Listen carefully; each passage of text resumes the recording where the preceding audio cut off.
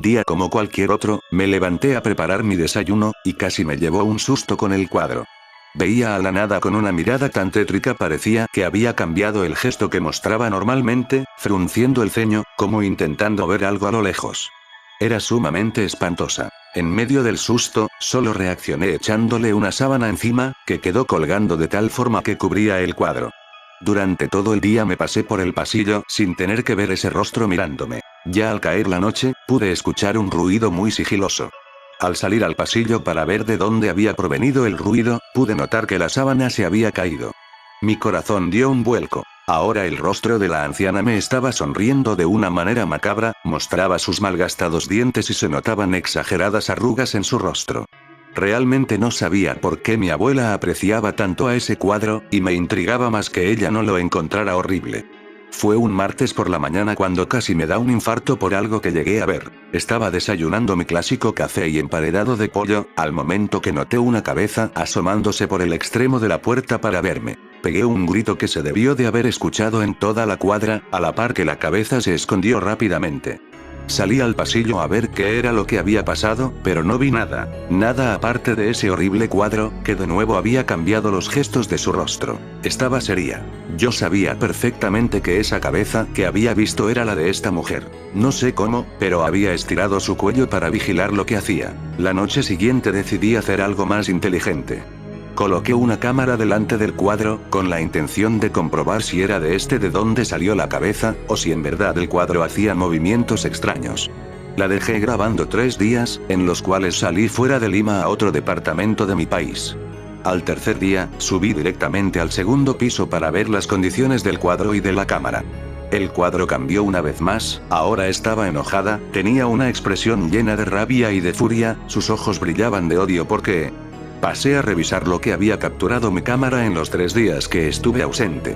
El primer día no hubo movimiento alguno hasta que cayó la noche, pude ver claramente cómo la cabeza del cuadro miraba a los lados, quizá revisando si había alguien cerca, y después vi cómo estiraba su cuello y salía del cuadro. El cuello se estiraba y estiraba mientras la cabeza de la anciana recorría todas las habitaciones, curioseando.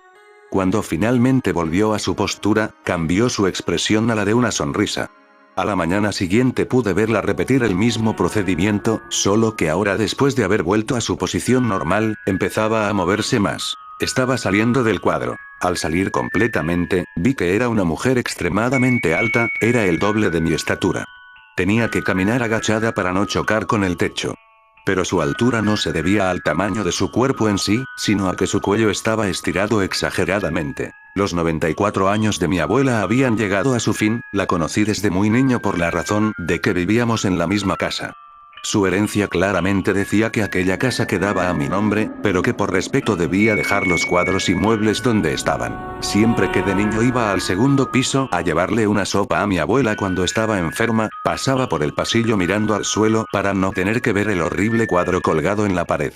El cuadro de una anciana de mirada penetrante. El cuadro de la anciana. Nadie nunca me contó algo de ella, pero como exigía la herencia, no debía mover el espantoso cuadro de su lugar. La anciana se paseó en toda la casa, buscando algo. Gritando el nombre de mi abuela mientras sollozaba. Al regresar al cuadro su expresión era una llena de odio, la que mantenía actualmente. Fue entonces que me harté. Me decidí por botar ese horrible cuadro. Pero justo cuando lo retiré de la pared, la anciana sacó sus brazos a través del cuadro para ahorcarme. Sus dedos se clavaban en mi cuello a la par que me quitaban el aire, me estaba matando, no podía respirar.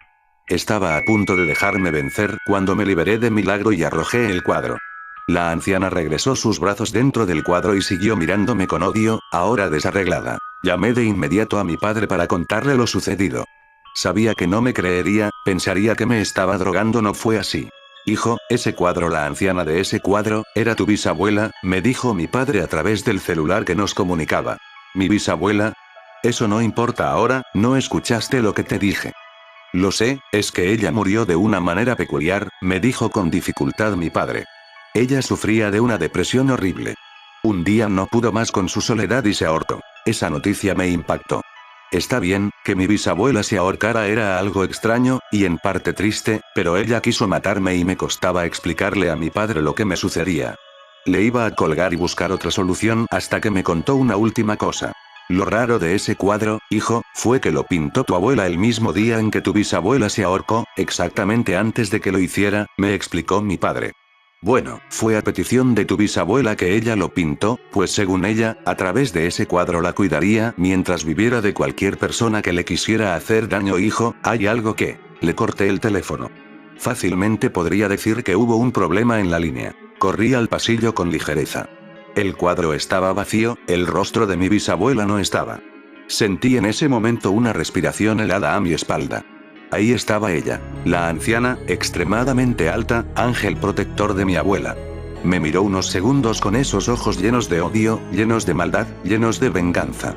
Ese cuadro veía todo, lo sabía, estoy seguro de que vio cómo yo le subía a mi abuela una sopa cargada de veneno, y cómo hacía caso omiso a los gritos de ayuda que emitía en su agonía. Ella sabía quién era el responsable de la muerte de mi abuela, y puede que mi abuela lo sospechaba, puede que esa sea la razón de por qué me demandó en la herencia que mantuviera el cuadro en la casa, puede que... La anciana empezó a ahorcarme, sentí que mi respiración se cortaba hasta que empecé a escuchar pasos en la casa que se acercaban a las escaleras. Mi bisabuela volvió rápidamente al cuadro con esa expresión de odio en su decrépito rostro. Era mi hermana que llegaba a casa, me había salvado la vida. Le pedí que tomara el cuadro y lo guardara en el sótano. Y mientras se lo llevaba, pude ver a mi bisabuela haciéndome señas de muerte. Nunca más volví a entrar al sótano, e incluso años después de estos sucesos, podía escuchar por la noche el ruido de la manija del sótano siendo forzada, en vano, como si alguien quisiera salir de ahí.